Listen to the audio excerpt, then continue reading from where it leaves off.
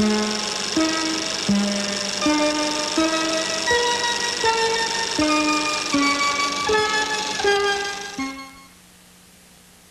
it. Now, here is Rona Barrett and friends in Los Angeles. Rona? Thanks, Tom. Boy, Klein was really hot. Hot, hot, hot. Hot, hot, hot, and we have three gentlemen who are also very hot. They certainly know how to make us scream. I'd like to introduce you to my guests tonight. On my right is John Carpenter. At the opening of the program, we saw a scene from one of his films, Halloween. And John also did a film called The Fog, and he recently came back from doing a film called Escape from New York. And in that film, he has a character named George Romero. Now, I don't know if this is any coincidence or not, but the man on the right of John happens to be the very talented Mr. George Romero, who has given us the cult classics, Night of the Living Dead and Dawn of the Dead, and I'd like to take a look at a scene from one of his films right now.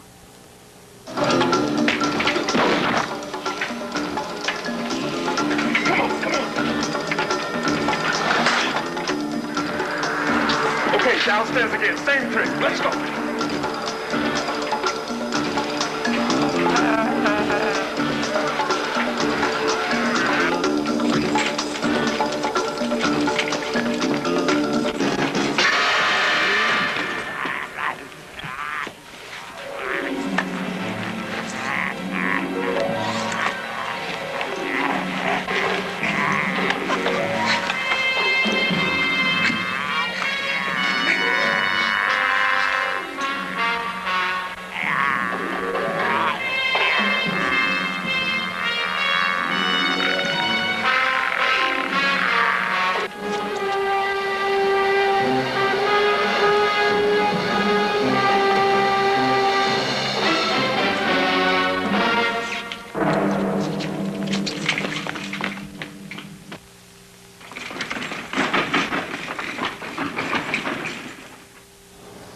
Thank you, Mr. Romero. And my third guest is Jeannot Swak, who cut his teeth on television's excellent Night Gallery series and later went on to direct the super successful Jaws 2. And let's take a look at a scene now from a film called Bug.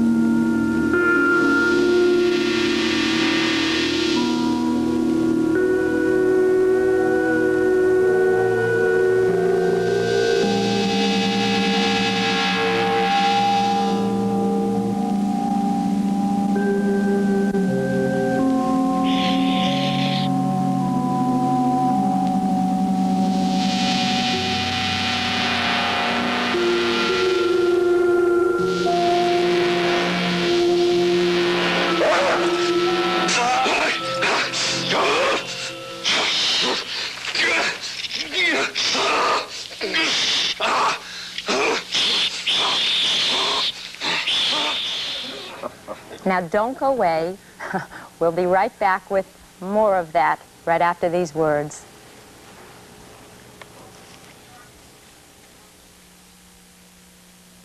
I was just saying in the commercial break that bugs, they've always scared me, and they're so tiny, and we're so big. Why are we always so frightened of little things?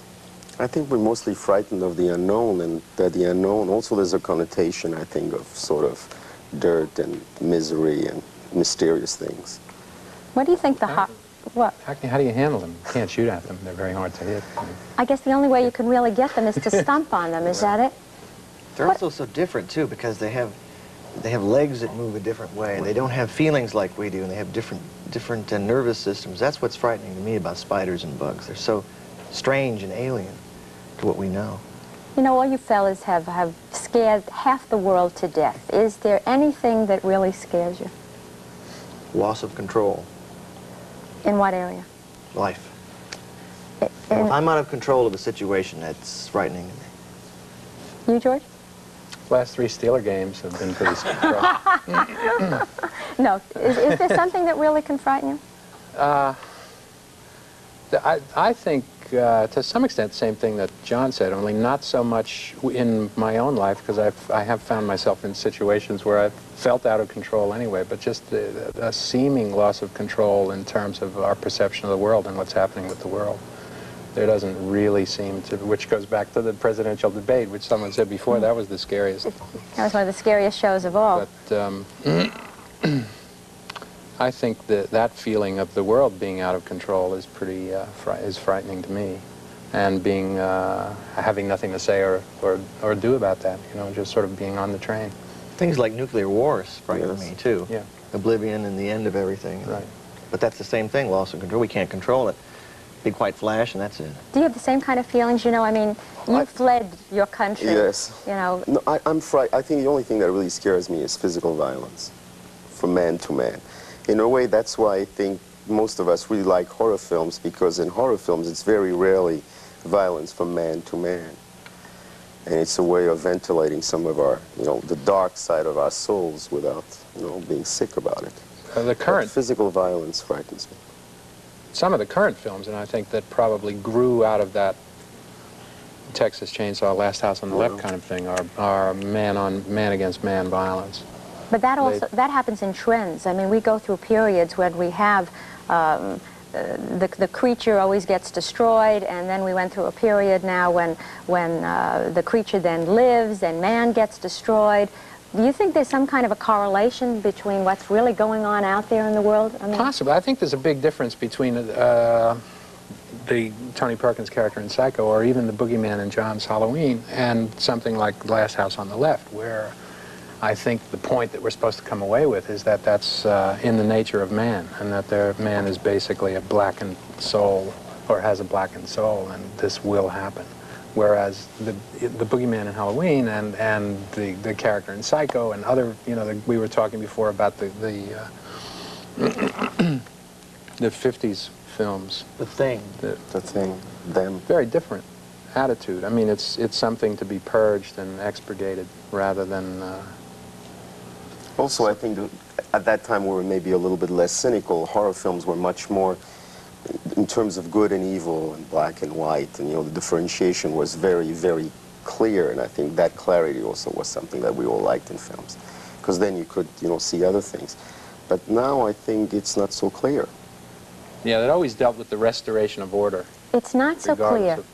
But we have so many films, so many horror films out there. I think there are 20 right now out in the marketplace. Why do you think they're so popular now? Why now? I mean, they've always had their place, but why now? Come on, John. I don't know. It may have something to do with the state of the world or the state of real life. I know that horror films came out of Germany originally, I think, and they came out of a post-war depressive period. And it seems like that's kind of what's going on now here. I think people maybe are looking for, as George says, a sort of a shared experience or a shared involvement in something on the screen. Some sort of an emotion that comes out of the screen. I think that's why people like them, because they can go and be frightened, almost be tested. Can I stand what I'm about to see? Am I going to be scared? And then it releases anxiety. If you scream and then you'll laugh afterwards, some of your tension's gone. And it's safe also, I think. Safe. True. Well, I mean, deep down, you know that no matter how scared you get, you're still in the seat, you know, in the middle of the theater.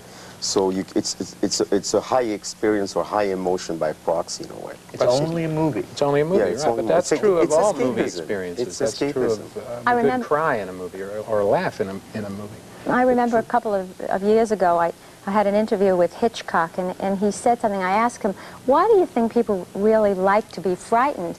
And he told me the story about, take a little baby. He says, there isn't a parent in the world when you have a little child, you don't throw them up in the air, and you can see the child scream and turn white, and then it lands in your arms, and it feels this protection, whether it's the mother or the father, and there usually comes loves and kisses and hugs, and so there is a relationship.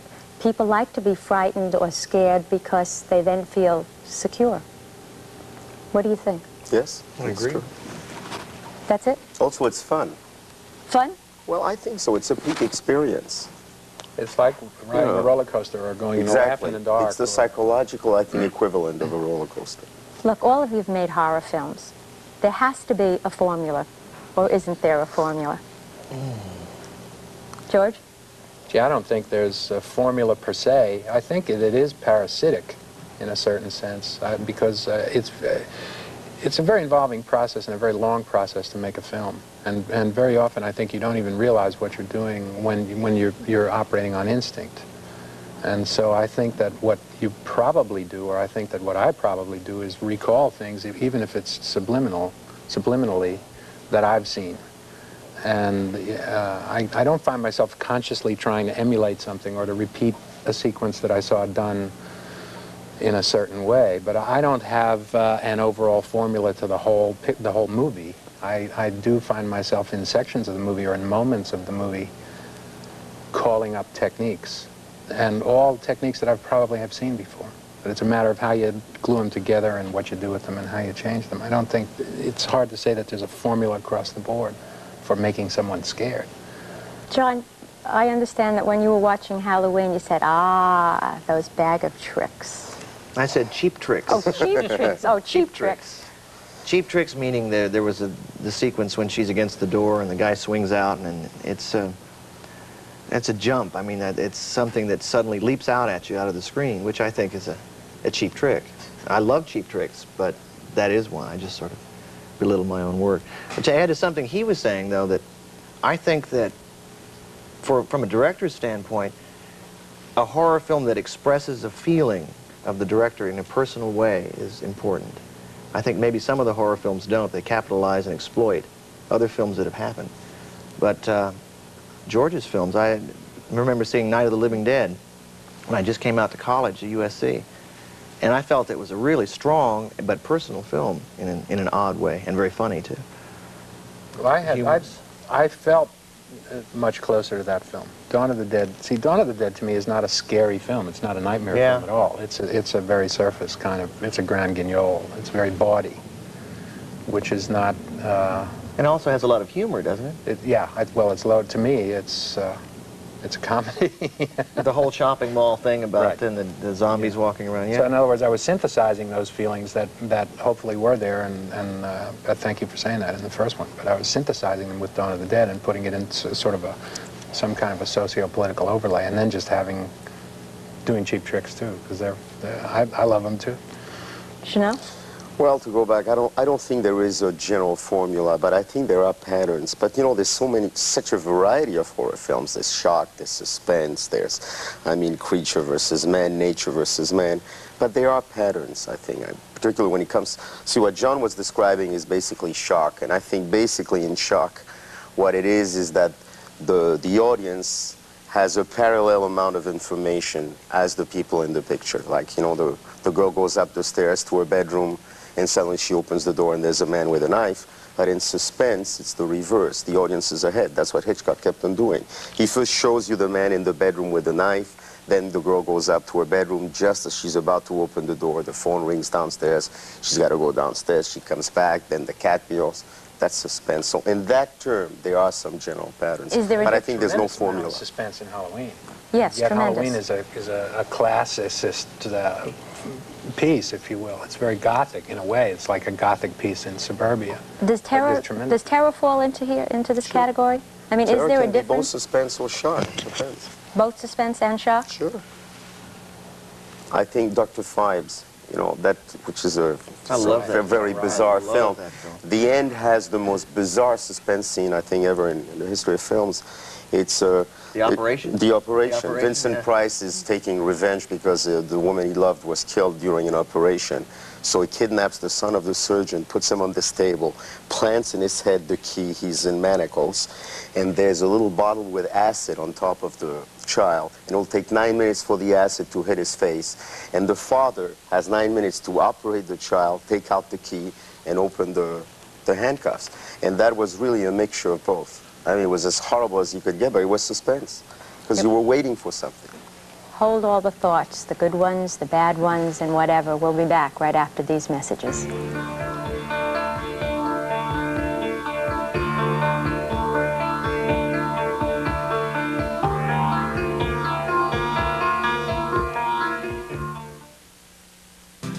Before we go to the station break and come back to you, I just have to know something. Are we going to see any more of the leeches crawling on this guy's belly, or is that over for a while? For tonight, it's a little bit over, but we might surprise you with somebody else. Well, no surprises like that, please. That gets a Why little... not? Tonight's a good night. Well, we all have queasy stomachs back here in New York tonight, for some reason or other. How does the guy die? Does he die getting the blood sucked out of him, or do we want to reveal that? I don't know. Well, we're not going to tell you. You're just going to have to go see the movie. Okay. We'll be right back to Rona and Friends in Los Angeles after this for our NBC television stations coast to coast. Was it difficult for Brad Dillman in The Bug to take those little bugs all over his body? Yes, they're quite harmless, you know, they're just very disgusting to look at, and they're about this big, and we just did the scene very quickly. I mean, while we were doing it, Brad Dillman kept on saying, well, let's just get it over with. And also, you know, they follow direction very badly, the cockroaches. I mean, they would not always go where they were supposed to, but we finally got the scene. George, every one of the films that I've seen seem to have a real sociological message, your pictures. What is it that you want to say to the public? I don't think that I'm saying anything new. I don't think I'm coming up with new, certainly not coming up with answers, not even with new questions. It's just sort of a conscious overlay of the things that seem to be puzzling us today. And I just make it an important part of the surface of the film. What do zombies represent? Yes. To some extent, yeah. We the people? Just a sort of commitment, in a sense, to follow a lifestyle without any choice. The zombie's always been a very sympathetic character to me. He's always the one out, down, picking the crops while Lugosi was up in the castle, you know. Do you think of people as being victims? To some extent, and I don't think that they even understand exactly what it is. It's what I was saying before in terms of what frightens me. Who knows what's going on out there? You know, we don't know any more about what's going on in the real world than we do in the metaphysical world today. And I think that's the problem. There are no answers to anything. And don't we wonder what we're doing, you know? And why are we going along with all that? I always liked the zombies in your films because they had very specific purposes. They were very hungry, and they had very specific limitations. They couldn't move very fast. Right. And if you killed them, they get back up again. I always thought they were all right. John, I want to bring something to mind. It was a very tantalizing statement that you made. You said, the reason that horror films are so popular is that audiences want to see something that's forbidden. My question to you is there a relationship between sexual erotica and horror? Yes. I think there's a relationship maybe between aggression and sexuality. Horror, I don't know. I think that the wanting to see something forbidden is always been a part of human nature. Like going to see an automobile accident and you want to see what happened, run around it. To be frightened, to be thrilled, to be scared. Yeah, I think that's why audiences are going. Junot just said yes, yes. Well, I think, well, in some genres, I think in vampirism, definitely there is a sexual connotation. And I mean, even psychologically, the myth of the vampire and so on. And it hasn't been done in film. Now it's sort of, but I think there was an Italian film by Mario Bava called Black Sunday. I think that was the English title. And it was, in it, the vampires were beautiful women, a beautiful woman in particular. I think it was the first film that used vampires that way, and it was very erotic. Well, those Christopher Lee movies. Yeah, the Christopher Lee movies too. The women also, they just say, here you come on, let's go. And here he'd come. And that was long before, you know, the New York production of. Well, I know, but in many horror films, we always seem to have the damsel in distress, the so-called virgin in distress. I mean, there must be something to it. No? Well, you know, some people think that also horror films, in a way, are sort of projection of our psychology and deity and all that, but I don't know if that's true. Also, there hasn't been a demoiselle in distress for quite a long time, I think, in horror films. Yeah. What about the gore in your films, especially yours? Are you afraid that... Yes, George, what about that? George, what about the gore? I think Tom Savini does a sensational job. Are you afraid you're desensitizing an audience? No, I believe that to some extent the audience has already been desensitized. Well, I don't like to use that word because I think that, I said a little earlier that I think that audiences perceive, particularly horror films, particularly some of the new wave horror films, as something akin to rock. music. And after everything that we've seen, it's pretty hard to go a couple of steps further. It's also very hard as a filmmaker to contain yourself or to want to back off behind what has already been out there. And I think that to some extent it's expected. I don't think it's harmful in a fantasy context. I don't think that violence in a horror film is as traumatizing as violence in The Deer Hunter or in Taxi Driver. I mean, do you feel you have a agree. responsibility, though? Are you afraid that at some time you might put a scene in there that might incite your audience? I feel more of a responsibility to the fans of the genre to do something that they want to see. See, horror films are fairy tales for adults.